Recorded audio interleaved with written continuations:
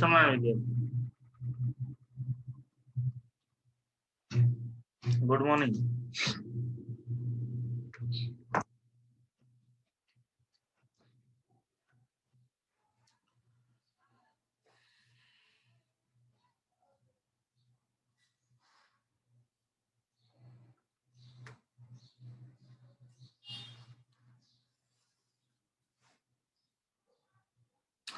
મેં તમને લેથા કયા મોકલ્યા છે? દર્પણના કયા ચેપ્ટર સુધીના મોકલ્યા?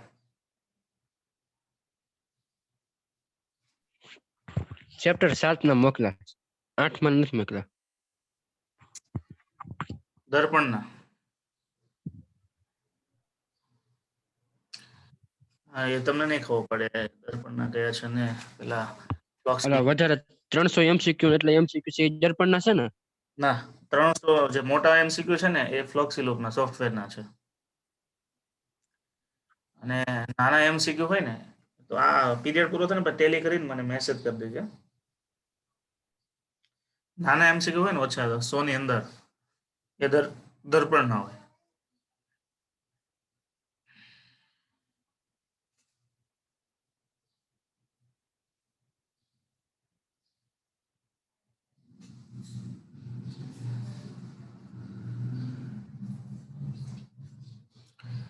તો વિદ્યાર્થીઓ, આપણે સમયના માપનની વાત કરી હતી, દળના માપનની વાત થઈ, અંતરના માપનની વાત થઈ.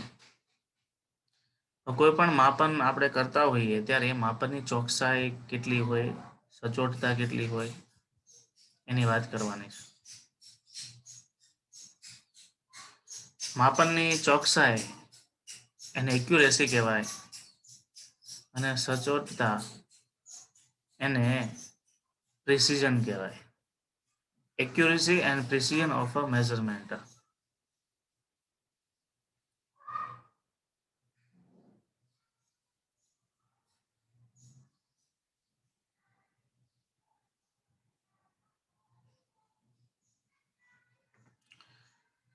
માનો કે ધ્યાન આપજો,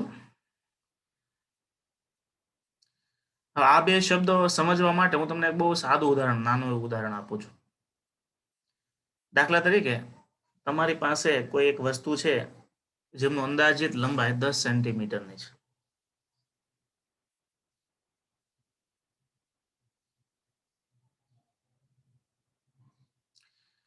દસ સેન્ટીમીટર લાંબી વસ્તુનું તમે માપન કરવા માંગો છો.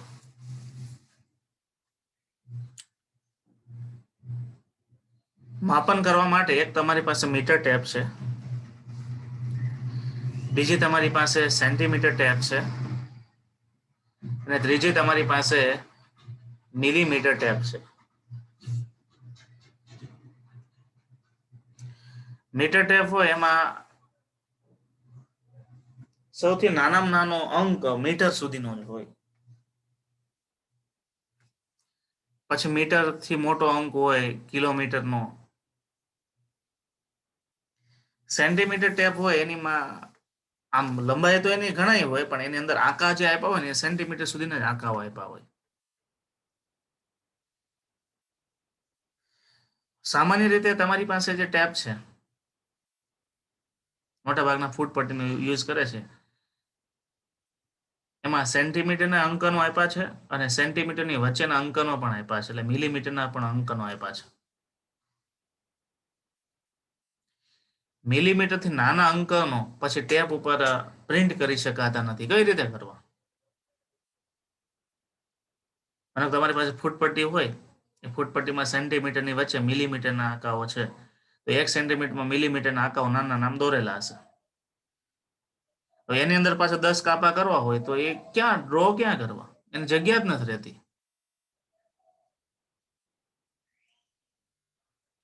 તમારી પાસે 2 ફૂટ છે, જેમાં એકમાં મિલીમીટરના આંકાઓ આપ્યા છે અને બીજી ફૂટમાં સેન્ટીમીટર સુધીના આંકાઓ આપ્યા. સેન્ટીમીટરથી નાના આંકા નથી આપ્યા.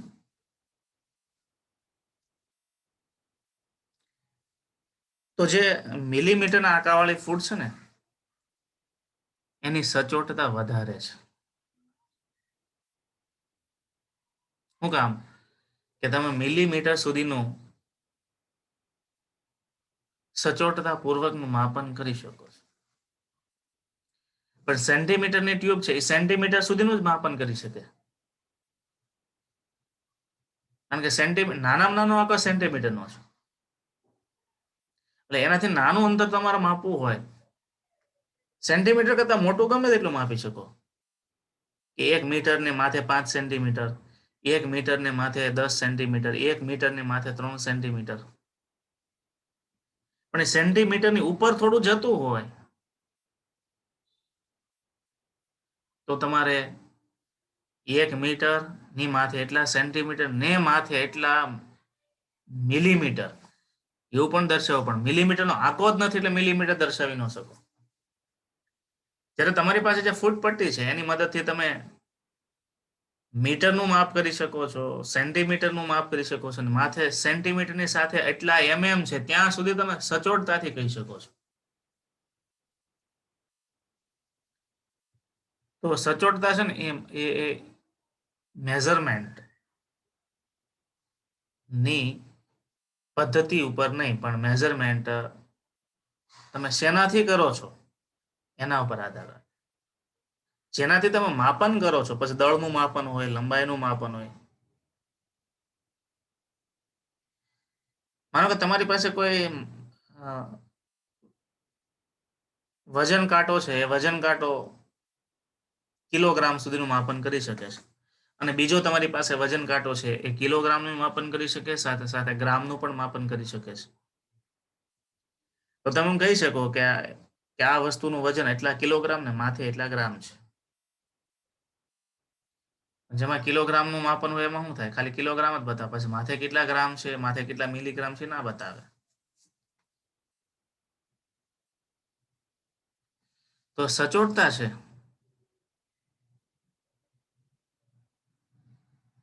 બરાબર. પછી ચોકસાઈ આવે. સચોટતા છે ને પ્રિસિઝન કહેવાય. પ્રિસિઝન, ચોકસાઈ એટલે એક્યુરેસી. એ એક્યુરેસી છે ને એ સાધન કરતા આપણા ઉપર વધારે આધાર રાખે. તમે કોઈ પણ અવલોકન કરતા હોય, અવલોકનમાં તમે ચોકસાઈ ન રાખો તો એમાં ભૂલ થાય જ. ચોકસાઈ એ તમારે નક્કી કરવા, સાધનથી નક્કી થાય. ખરાબ સાધન હોય તેમાં ચોકસાઈ ઓછી જ રહી, પણ સાધન કરતા વધારે અવલોકન કરતા એ ધ્યાન રાખવાનું હોય ચોકસાઈનું. ઘણી વખતે હજુ તમારી લેબ નથી ચાલુ થઈ, લેબ ચાલુ થઈ હોય ત્યારે આપણે પ્રયોગ કરાવતા હોય. અમુક વિદ્યાર્થીઓનું થિયરી એટલી ન હોય, પણ પ્રેક્ટિકલમાં એની ચોકસાઈ એકદમ સુપર હોય, એમ પોઈન્ટ ટુ પોઈન્ટ રીડિંગ લાવે. થિયરીમાં બહુ ન જામતી હોય, પણ પ્રેક્ટિકલમાં એની ચોકસાઈ બહુ વધારે હોય. અમુક વિદ્યાર્થી એવો હોય કે એનું થિયરીમાં ચોકસાઈ વધારે હોય, પણ જ્યારે લેબમાં આવે તો લેબમાં આવો ગડબડ ગોટાની જેમ પ્રેક્ટિકલ કરે. કોઈ પણ સાધનની સચોટતા, એની ચોકસાઈ તથા માપનમાં ત્રુટિ, એટલે માપનમાં ત્રુટિ એટલે ખામી ક્યારે આવે, એ મુદ્દો 2.6 માં છે. એટલે લંબાઈ માપવાની હોય, અંતર માપવાનું હોય, સમય માપવાનો હોય, પ્રવાહ માપવાનો હોય, તમે કયા પ્રકારનું સાધન ઉપયોગમાં લો છો, ઇન્સ્ટ્રુમેન્ટ કેવું છે, એ વધારે ભાગ ભજવે છે. બરાબર, આગળ જઈએ.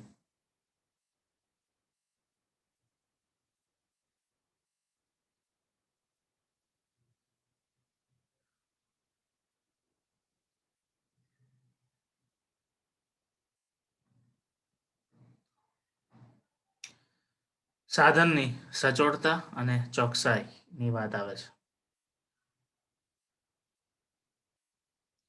તો સચોટતા કઈ રીતે નક્કી થાય?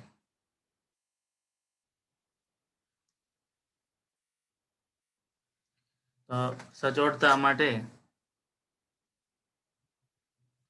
Precision, resolution, limit. પ્રિસિઝન સચોટતા,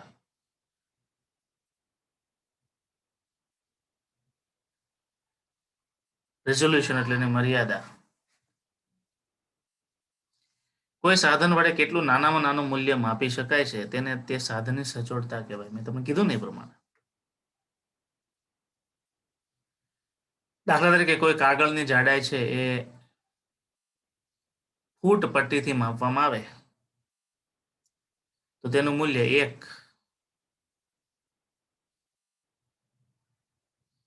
જેટલું મળે છે. એ જ રીડિંગ વર્નિયર વડે માપવામાં આવે અહીંયા 1 mm જેટલું મળે છે. આ x બતાવ્યા છે mm તરીકે લેવાના. 1 mm એટલે કે 1 mm છે. પણ 1 mm નો 10મો ભાગ વર્નિયર માપી શકે છે. એટલે એ જ રીડિંગ વર્નિયર વડે માપવામાં આવે તો એ 1.2 mm બતાવે છે. અને એ જ રીડિંગ માઇક્રોમીટર સ્ક્રૂ ગેજ મળે કારણ કે એ તો પાછું મિલીમીટરનો 100મો ભાગ માપી શકે છે. તો એના રીડિંગ છે 1.2.25 mm. તો 3 સાધનમાંથી કોની સચોટતા વધી ગઈ તો કે માઇક્રોમીટરની. કારણ કે વધુ નાનામાં નાનું અંતર માપી શકે છે.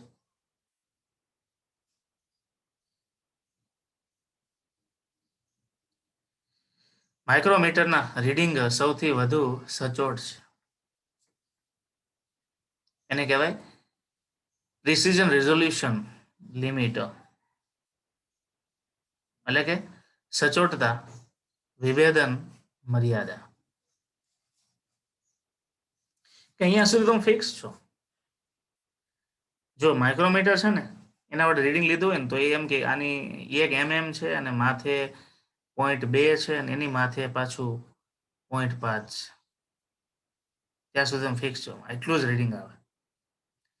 અને વર્નિયર વડે માપો ને તો 1.2 છે પછી 2 ની ઉપર કેટલું છે એનો બતાવે.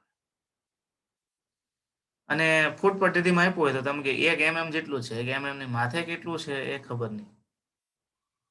ક્યાંય તમે અટકી જાઓ. ચોકસાઈમાં હું તો કોઈ સાધન ભૌતિક રાશિનું વધારેમાં વધારે સાચું મૂલ્ય દર્શાવી શકે અથવા તો સાચા મૂલ્યની નજીકનો જવાબ આપી શકે તેને તે સાધનની ચોકસાઈ કહેવાય. તમે કોઈ પણ રીડિંગ લો છો, માનો કે લેબની અંદર વજન કાંટો આપ્યો છે, વજન કાંટામાં જ ભૂલ છે તો 2 કિલોગ્રામનું વજન હોય છતાં બતાવે 2.5 કારણ કે 0.5 ની એમાં જ ભૂલ છે, એમાં ચોકસાઈ નથી. તો કોઈ પણ સાધન છે એ કેટલું વધારેમાં વધારે સાચું મૂલ્ય બતાવી શકે એને એની ચોકસાઈ કહેવાય. ધારો કે પેન્સિલની સાચી લંબાઈ 1.2 સેન્ટીમીટર છે અને 3 વિદ્યાર્થીઓ માપેલી 3 અવલોકન નીચે મુજબ છે. મને ખબર છે મારી પાસે પેન્સિલ છે એની લંબાઈ 1.2 સેન્ટીમીટર છે.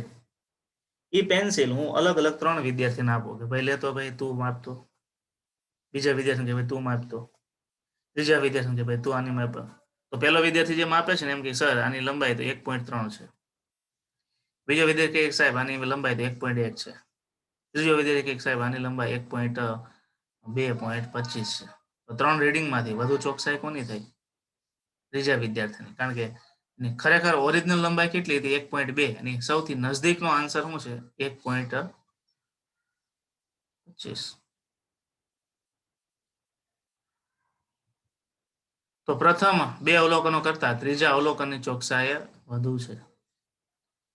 તમારી બુકમાં આ સચોટતા અને ચોકસાઈ સમજાવવા માટે આમ અલગ અલગ ઉદાહરણ આપ્યા હોય ને અલગ અલગ રીતે એનું સમજૂતી આપી હોય, એમાંથી મેં તારણ કાઢીને લખાયું છે. બરાબર? કે આ શબ્દનો મતલબ આવો થાય, આ શબ્દનો મતલબ આવો થાય. પછીનો મુદ્દો છે ત્રુટિ. ત્રુટિ એટલે ખામી. સચોટતાની વાત થઈ ગઈ, ચોકસાઈની વાત થઈ ગઈ અને હવે માપનમાં ત્રુટિ. તો માપનમાં ખામી ક્યારે થઈ? તો હવે આપણે ત્રુટિઓના મુદ્દા ઉપર જવું છે.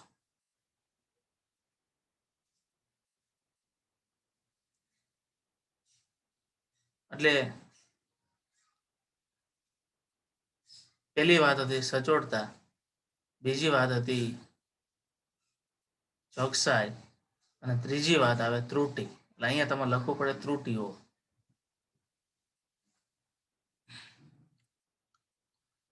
ત્રુટિને આપણે ખામી પણ કહીએ છીએ. ત્રુટિઓનો મુદ્દો ડાયરેક્ટ ચાલુ થઈ ગયો છે, ટાઇટલ લખતા ભૂલાઈ ગયું છે.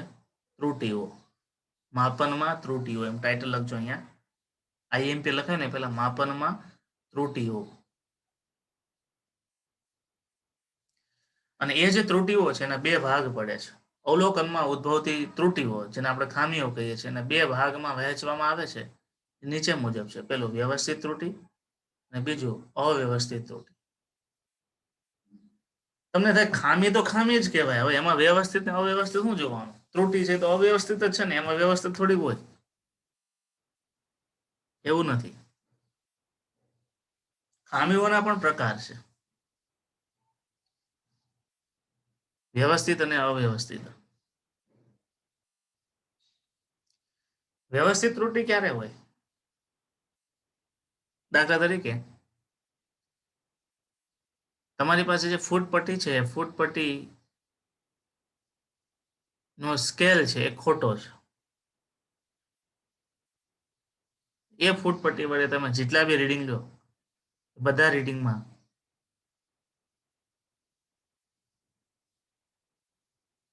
ખોટા રીડિંગ આવશે. કેવી રીતે ખોટા આવે?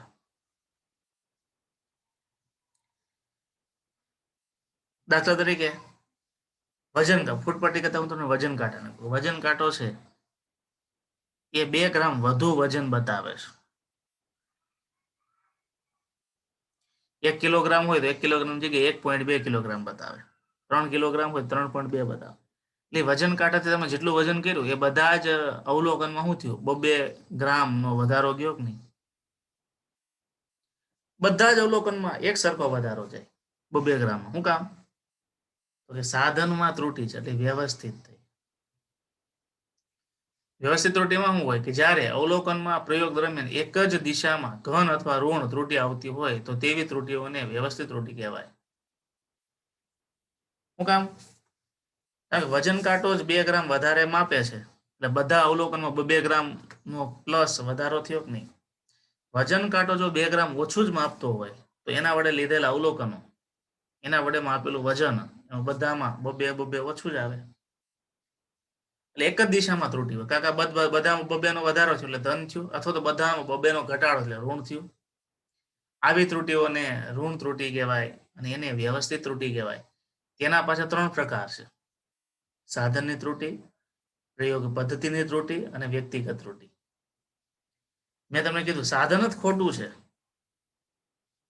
વજન કાંટામાં જ ભૂલ છે, એના વડે જે ત્રુટિ આવે એ સાધનની ત્રુટિ થઈને વ્યવસ્થિત ત્રુટિ થશે. પ્રયોગ પદ્ધતિ, હું તમને કોઈ ખોટી રીત આપું, તો શિક્ષક તમને ખોટી રીત બતાવે કે આ પ્રયોગ આ રીતે નહીં, આ રીતે થાય છે, તો તમે બધા વિદ્યાર્થીઓ ખોટી રીતે પ્રયોગ કરો તો બધા અવલોકનો ખોટા જ આવવાના છે. હું તમને એમ કહી દઉં કે ભાઈ પ્રયોગમાં જીનું મૂલ્ય 9.8 ની જગ્યાએ તમારે 9 જેટલું લેવાનું છે. તમે ખરેખર સ્મોલ જીનું મૂલ્ય 9.8 લેવાના હોય એની જગ્યાએ શિક્ષક તમને એમ કે પદ્ધતિ પ્રમાણે ખોટી પદ્ધતિ આપી દે કે 9 નહીં, 9.8 નહીં, કાં તમે 10 લો ને કાં તમે 9 જ લ્યો. એટલે શું થયું? પદ્ધતિ રીતમાં ભૂલ થઈ તો બધાના રીડિંગ ખોટા આવે. અને વ્યક્તિગત ત્રુટિ, તમારે એક્ઝેક્ટ સામેથી રીડિંગ લેવાના હોય એની જગ્યાએ તમે ત્રાંસા ઉભા રહીને રીડિંગ લો. દ્રષ્ટિ સ્થાન ભેદ થાય કે નહીં? સામેથી લેવાની જગ્યાએ બધા રીડિંગ આમ ત્રાંસા ઉભા ઉભા લો, બધા રીડિંગમાં અમુક રીડિંગ છે ખોટા જ આવે. સાધનની ત્રુટિ, જ્યારે કોઈ સાધન ખામીયુક્ત હોય ત્યારે તેના વડે ઉદ્ભવતી ત્રુટિ એક જ દિશામાં મળે છે. દાખલા તરીકે વર્નિયર કેલિપર્સમાં બંને જડબા ભેગા કરતા 0 ની સામે 0 નો કાપો ન આવે તો આ પ્રકારની ત્રુટિ આવે છે. હવે આ તો વર્નિયર કેલિપર્સનો તમે પ્રયોગ જ નથી કર્યો એટલે ક્યાંય ખબર પડે. વર્નિયર કેલિપર્સમાં 2 જડબા આવે, જડબા એટલે એના 2 આકા આવે, કાપાની વચ્ચે વસ્તુ મૂકવાની હોય જેનું મેજરમેન્ટ કરવાનું. અને જ્યારે એનું જડબું ભેગું કરો ને ત્યારે 0 સામે 0 નો કમ આવવો જોઈએ. બરાબર, ન આવે તો બધા જ અવલોકનમાં ત્રુટિ આવશે. વર્નિયર કેલિપર્સ મેં તમને કીધું હતું, વિડીયો જોયો તો તમે કોઈ?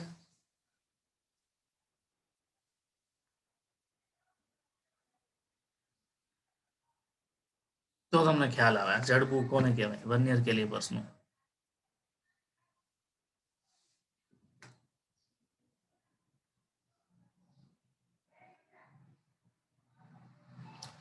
પછી પ્રયોગ પદ્ધતિની ત્રુટિ. જ્યારે પ્રયોગ કરતા શિક્ષક ખોટી પદ્ધતિ શીખાવે ત્યારે મળતા બધા જ અવલોકનોમાં ખામી ઉત્પન્ન થાય છે.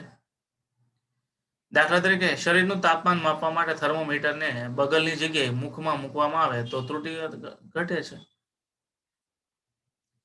શરીરનું તાપમાન માપવા માટે ખરેખર થર્મોમીટરને ક્યાં મૂકવાનું હોય? મુખમાં.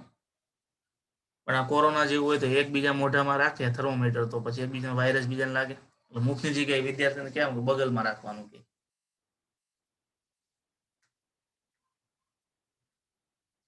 બગલમાં આવે. એટલે જે ખરેખર તમારા શરીરનું તાપમાન હોય એ શરીરનું તાપમાન હોય એટલું બતાવતું નથી.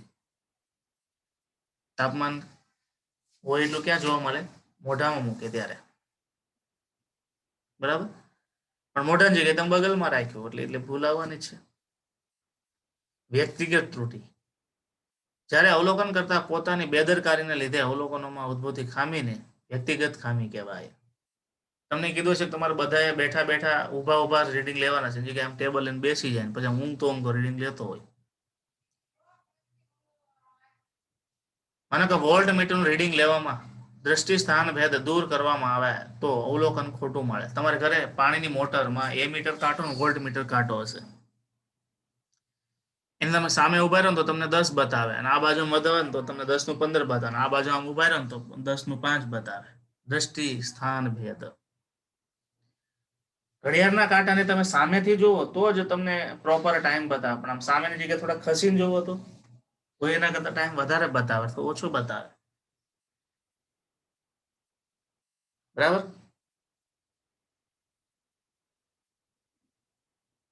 એ વ્યક્તિગત ત્રુટિ છે. વ્યક્તિએ પોતાએ ધ્યાનમાં લેવાનું હોય કે એને કેવી રીતે અવલોકનો લેવા છે. આ બધી ત્રુટિ છે એ બધી વ્યવસ્થિતમાં આવે.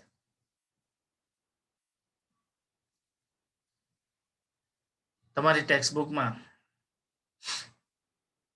ત્રુટિઓના મુદ્દામાં આપણે વ્યવસ્થિત ત્રુટિઓના મુદ્દાઓની વાત થઈ.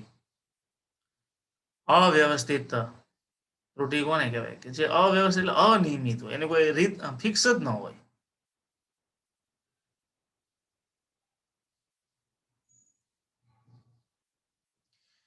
માપનમાં અનિયમિત રીતે ઘન અથવા ઋણ ઉદ્ભવતી ત્રુટિને અવ્યવસ્થિત ત્રુટિ કહેવાય. ક્યારેક ધન હોય ત્રુટિ, ક્યારેક ઋણ હોય. પ્રયોગ દરમિયાન અસર કરતા પરિબળો જેવા કે આગાહી ન કરી શકાય તેવા અમુક પરિબળો એવા છે જેની આગાહી જ નથી કરી શકાતી, જેની ખબર જ નથી પડતી અને એમાં અસર કરતા હોય.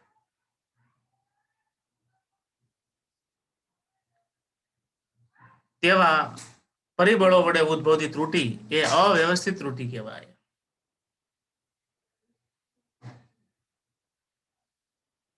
એક જ સાધન હોય, એક અવલોકન કરતા હોય, એક જ રીત હોય, તો પણ અવલોકનો જુદા જુદા આવે તો તેમાં અવ્યવસ્થિત ત્રુટિ હોય.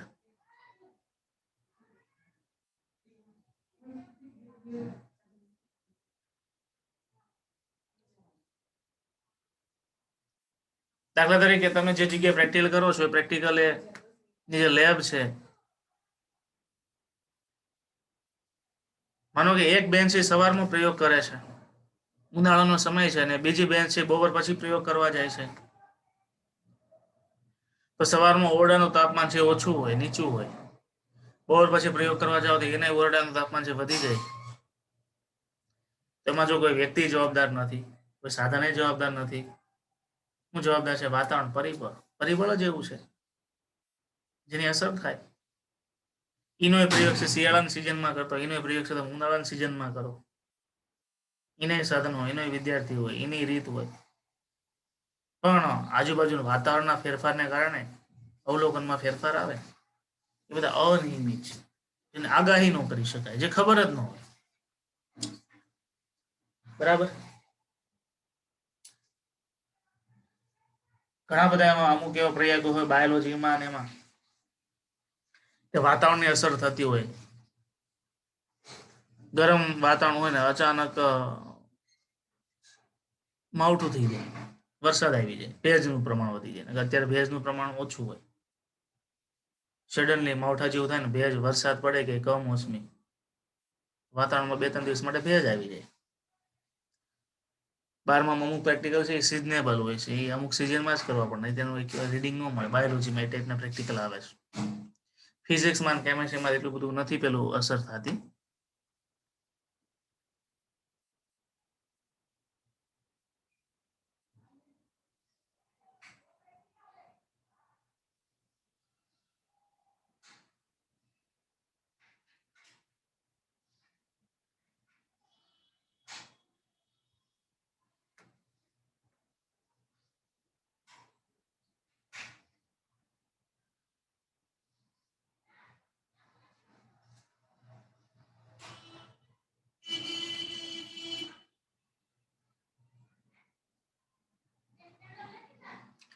લઘુત્તમ માપ ત્રુટિ.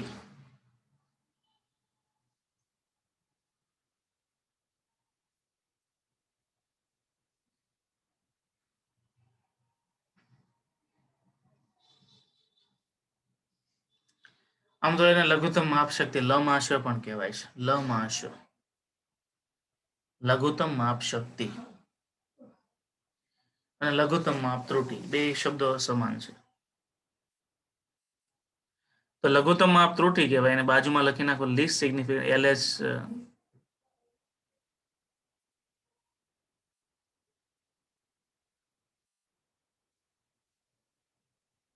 લમાશ, લઘુત્તમ માપ શક્તિ. લઘુત્તમ માપ ત્રુટિ એટલે તે સાધનની લઘુત્તમ માપ શક્તિ. કોઈ સાધન વડે તમે નાનામાં નાનું મૂલ્ય કેટલું માપી શકો છો.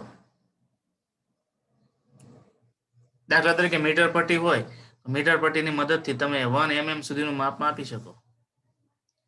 એ mm થી નાનું અંતર માપવું હોય તો તમે મીટર પટ્ટીનો ઉપયોગ ના કરો. એટલે મીટર પટ્ટીની લઘુત્તમ માપ શક્તિ કેટલી થઈ? 1 mm ની થઈ. વર્નિયર કેલિપર્સ છે એ 1 mm નો 10મો ભાગ માપી શકે છે, તેની લંબાઈ કેટલી થઈ? તો 0.1 mm થઈ.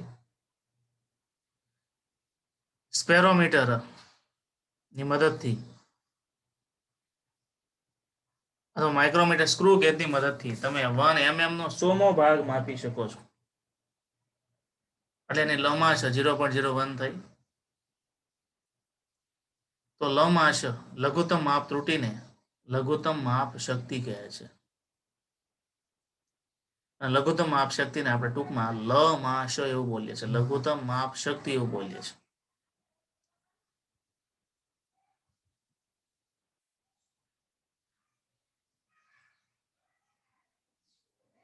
લઘુત્તમ માપ શક્તિ એટલે આની બાજુમાં લખજો લમાશ. લઘુત્તમ માપ શક્તિ પ્રયોગ માટે ખૂબ ઉપયોગી હોય છે, પણ તમારે પ્રયોગ શું થાય એ તો હવે ભગવાન જાણે.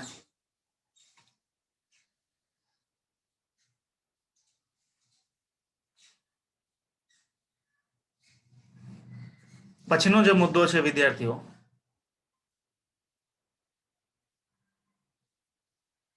એમાં આપણે સરેરાશ ત્રુટિ, નિરપેક્ષ ત્રુટિ, સાપેક્ષ ત્રુટિ, પ્રતિશત ત્રુટિની વાત કરવી છે. આ ચેપ્ટર માટે મોસ્ટ આઈએમપી મુદ્દો નિરપેક્ષ ત્રુટિ, સાપેક્ષ ત્રુટિ અને પ્રતિશત. અને આ ચેપ્ટર માટે નહીં, 12 સાયન્સ માટે, 12 સાયન્સ માટે નહીં, જી નીટ માટે પણ મોસ્ટ આઈએમપી. અહીંયા હું તમને એક માસ્ટર રીત બતાવવાનો છું. આપણે તમને ખબર હોય તો ગુરુત્વાકર્ષણના ચેપ્ટરમાં અમુક દાખલાઓમાં કેટલા ટકાનો ફેરફાર વાળા પ્રશ્નો હતા એક્સ્ટ્રા નોંધ તરીકે, એને મેં સ્કીપ કરી દીધા હતા, નહોતા કરાવ્યા. એટલા ટકાનો ફેરફાર, એટલા ટકાનો ફેરફાર. કોઈ પણ ફેરફાર છે એને તમારે ટકાવારીમાં ગણવો હોય, ટકાવારીમાં જોવો હોય, તેના માટે ત્રુટિઓનો કન્સેપ્ટ છે ખૂબ ઉપયોગી છે. થોડુંક તમે કાલે એક્સ્ટ્રા આ 3 પ્રકારની ત્રુટિઓ વાંચીને આવજો ખાલી, બરાબર. પણ એ 3 પ્રકારની ત્રુટીઓ સમજવા માટે તમારે સરેરાશ મૂલ્યની પહેલા સમજૂતી લેવી પડે.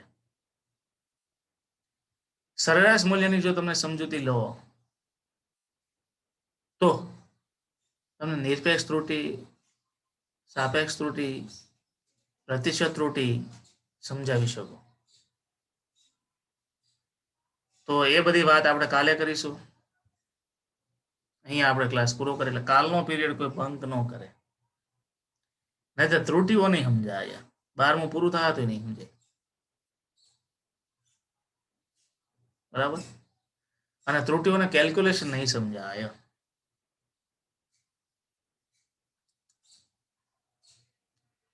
અને કોઈ પણ